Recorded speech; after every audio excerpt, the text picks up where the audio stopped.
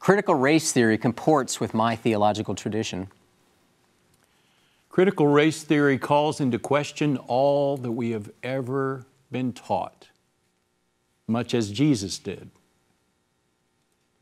The American Religious Town Hall is now in session.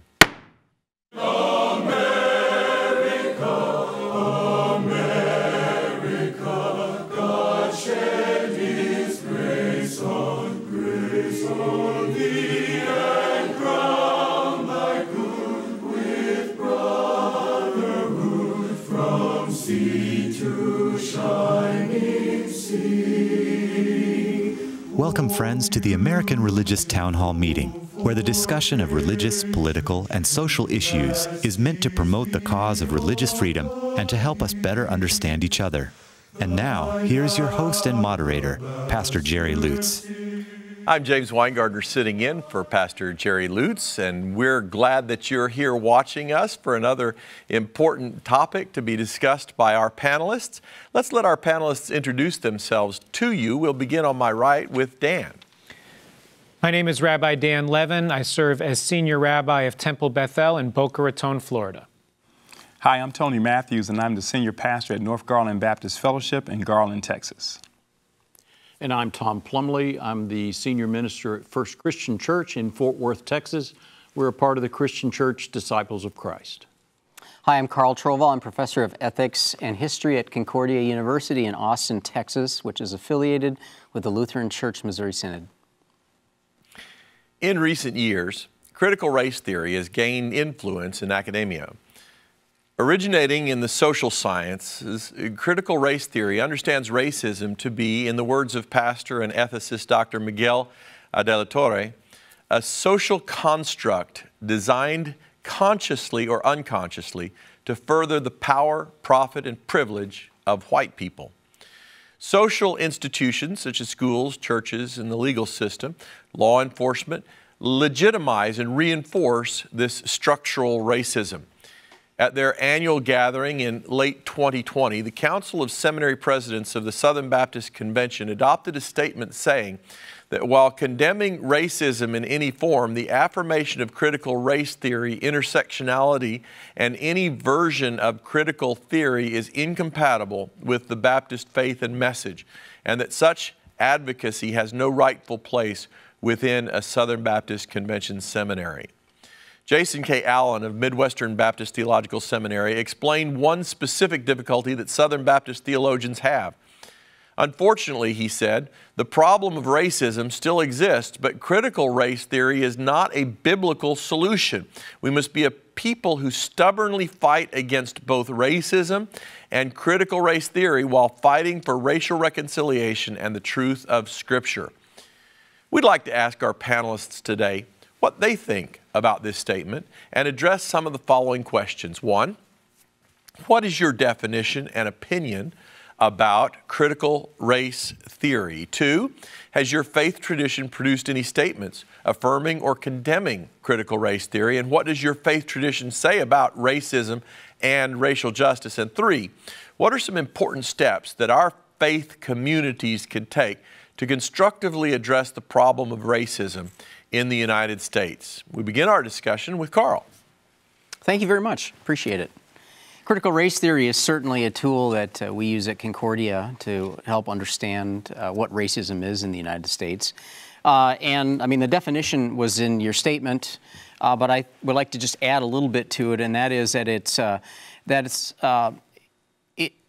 about structural racism and how social institutions like schools and churches, law enforcement, as you mentioned, reinforce this racism over and over. And the thing is that we often think of this as being this explicit kind of, and it can be explicit, reinforcement of racism.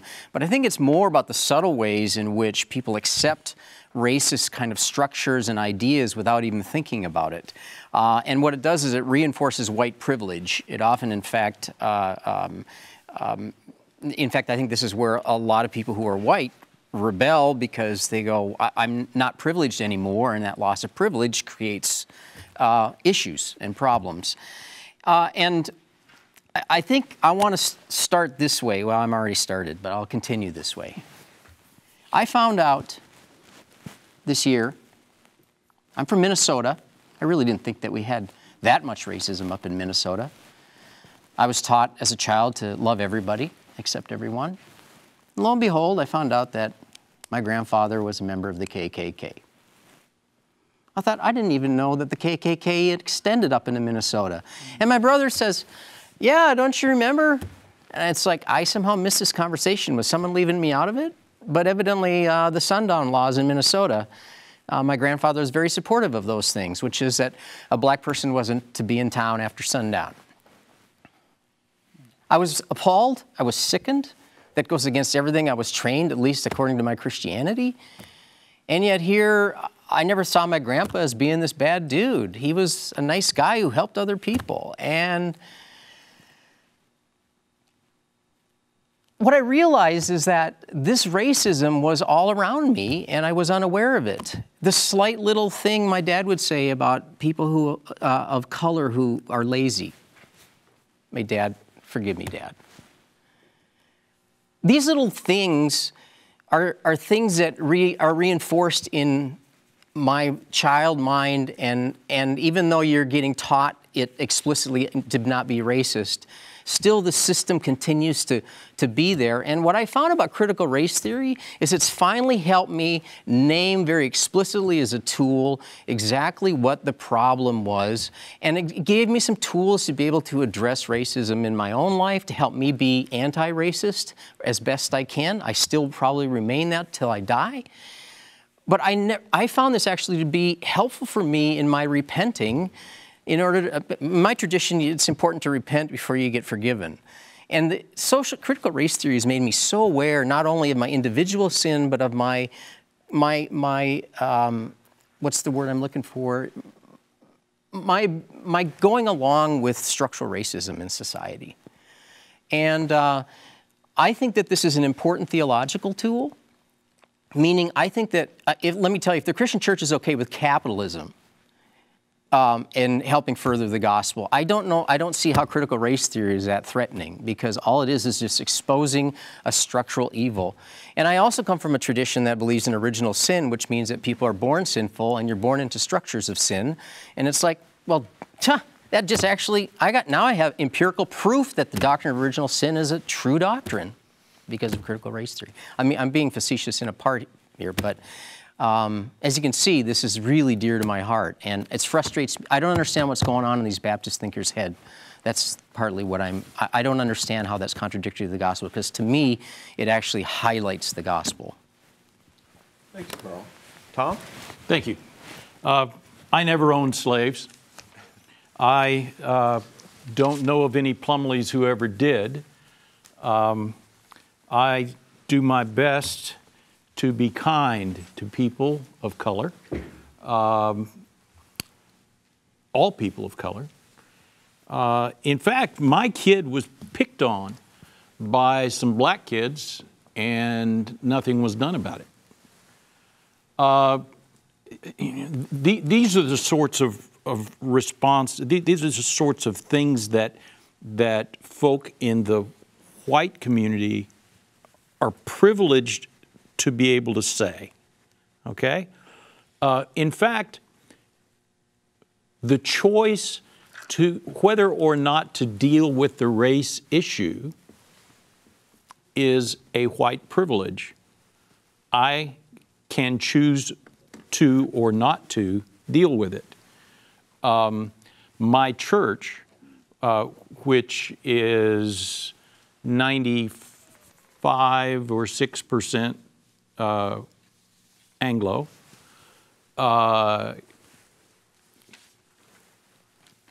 can choose whether or not we want to have a conversation about race.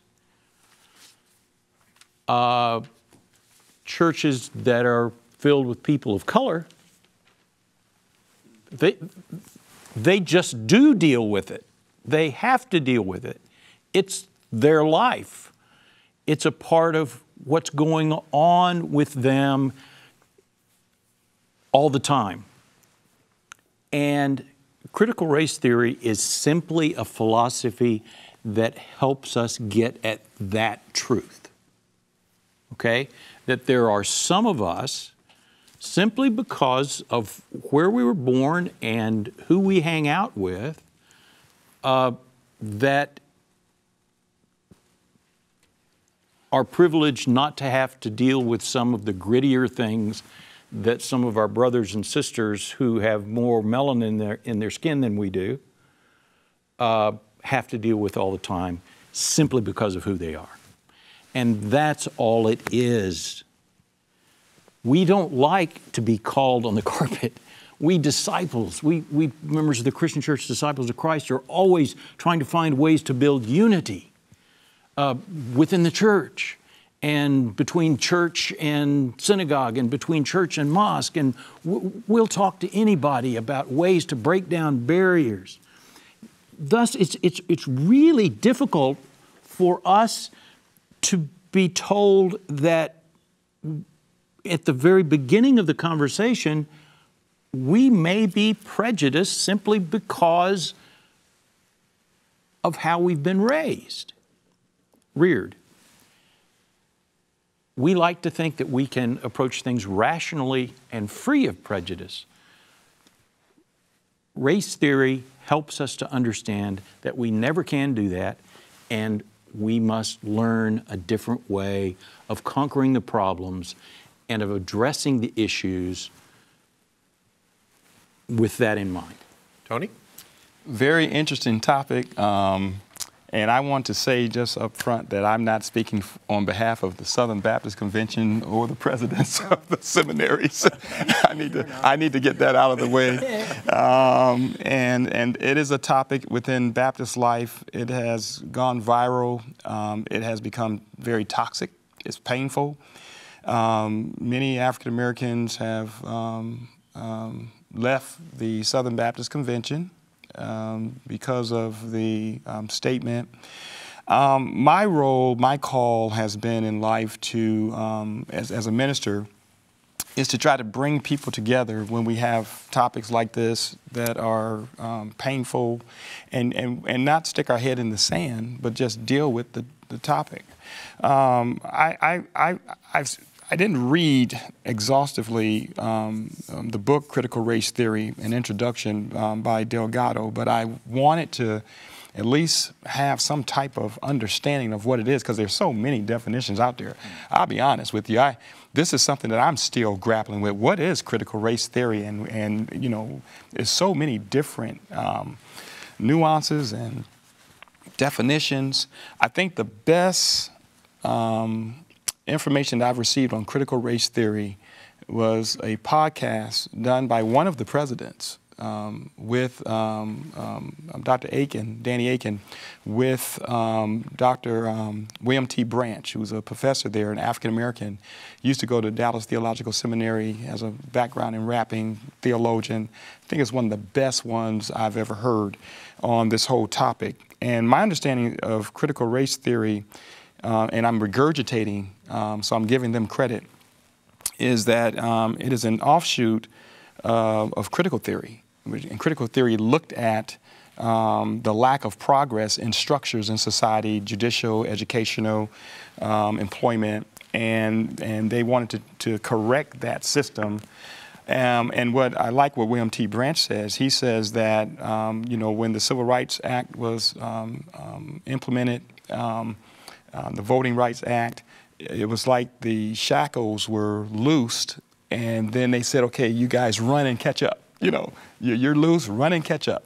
And so critical theory said, no, you can't do that, because, you know, blacks have been behind for so many centuries and hundreds of years.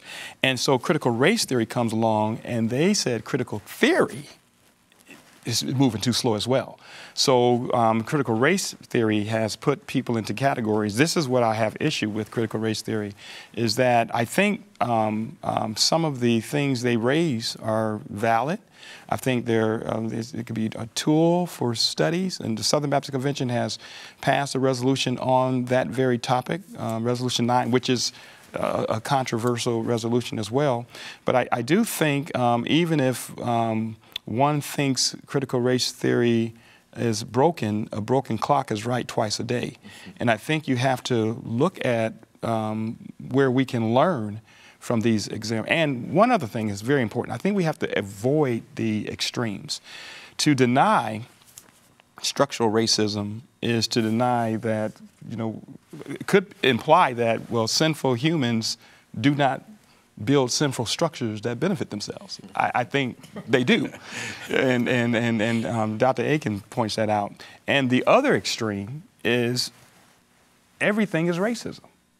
If everything is racism, nothing is racism. So we have to come together and find a place where we can look at these issues and solve them without attacking each other and demeaning one another.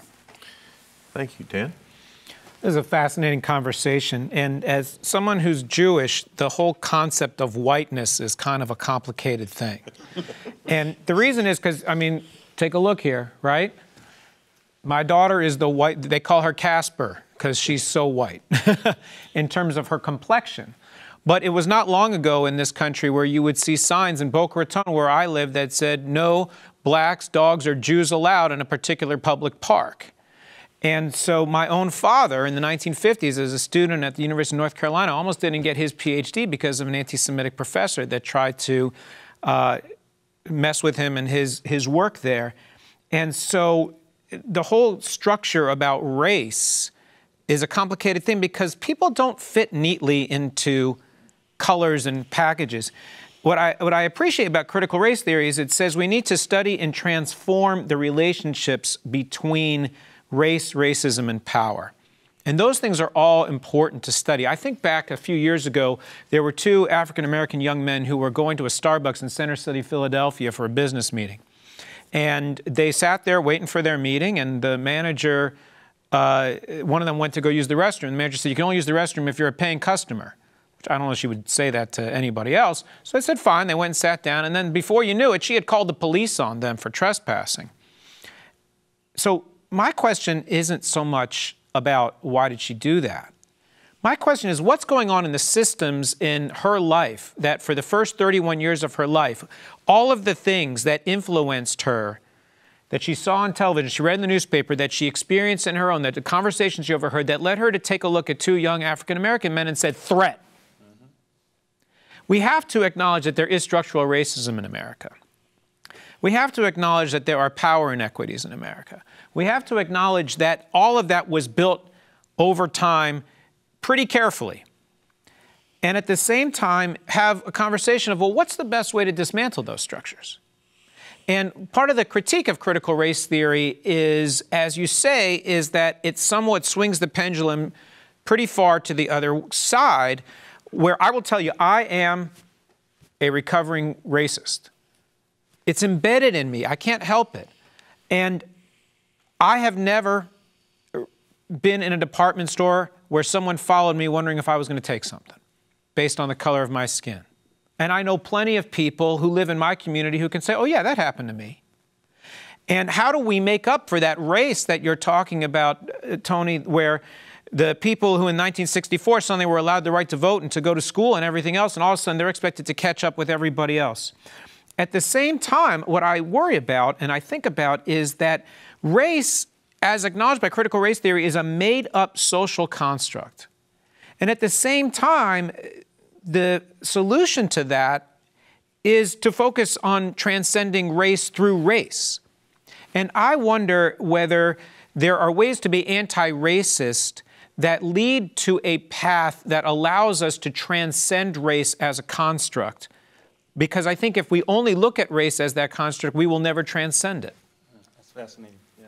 I think that's a great way to look at this, and we have to do something. I know if the focus on race and racism is your entire worldview, you're going to fall short. Life is a lot more than that, and we'll say more about that later. Very good. Let's take a little break, and we'll be right back to finish this discussion. We hope you are enjoying today's program. If you would like to learn more about the American Religious Town Hall, please visit our website at americanreligious.org. That's americanreligious.org. There you can read about the mission and history of the program, learn about the town hall estates, and view past programs by clicking the appropriate menu buttons. Each week, Pastor Lutz looks forward to receiving your letters. You may write to him at the address shown on your screen.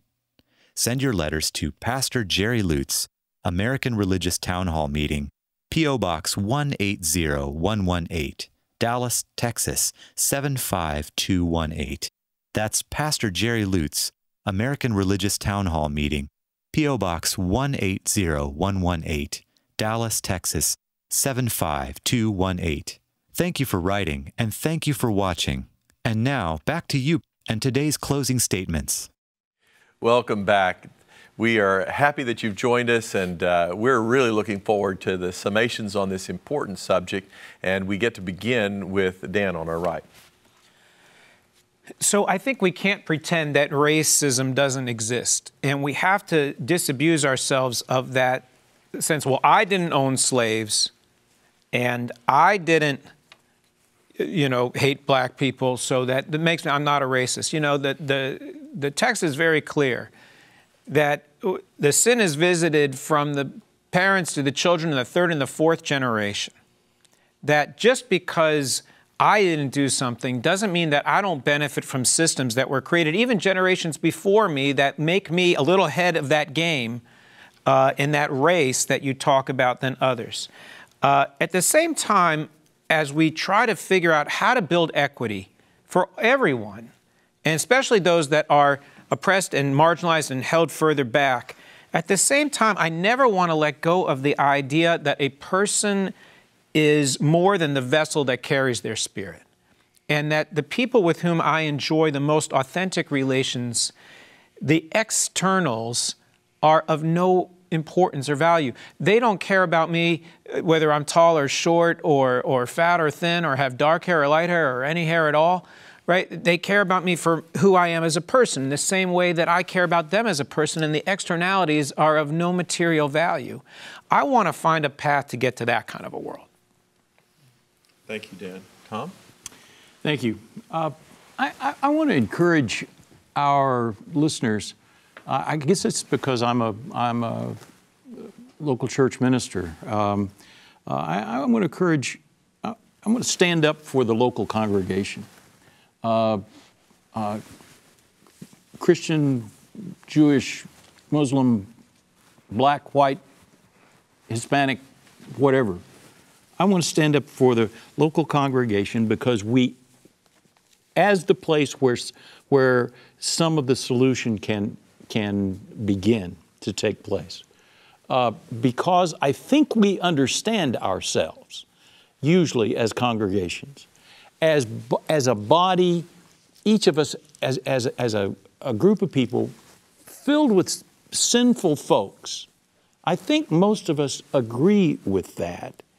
Filled with sinful folks, and yet extraordinarily powerful people, because we've been brought together by this call of love, the call to be loving, and the call that comes from the Holy One. That love can overcome all of the mess that we bring to it if we would but sit with each other and not get up and walk away, and commit to continue to be with each other regardless, and to continue to find ways to link our congregations with others and then others until all the world is holding hands. Thank you, Tom. Carl? Yeah, I really appreciate what both of you have just said, because you're ending with community rather than a theory. And I think that theory is an incredible tool to help us be aware, right? But I agree with both of you that, and I don't want to be putting words in your mouth, but what I'm hearing you saying is that these theories are fine and good, but if they don't push us into finally moving into a deep community where we really see each other as people, as you said, without all the externalities, right? Or as I, thou, or as I mean, however we want to describe it, I mean, that is the goal. And I suppose no theory will bring us that. That ultimately comes out of the deep compassion of our heart and trying to reach out and reach out to other people and understand them. Yeah, I appreciated everything that people have said, everyone has said. And Carl, you mentioned earlier how, all blacks, was it a relative that said all blacks are lazy? Yeah. I think this relative to that. Yeah, really. And I think that this is, with critical race theory, to say all whites are oppressors. I think this is the extremes that we're dealing with. And we have to somehow be able to dial it back and really communicate. I think, real quickly, some things we can do to help race relations is we have to communicate about race, racism, structural racism. We have to agree that we're going to disagree on some things and move the conversation forward. Because if we do not move the conversation forward and erect walls, we get nowhere. And we see that all the time.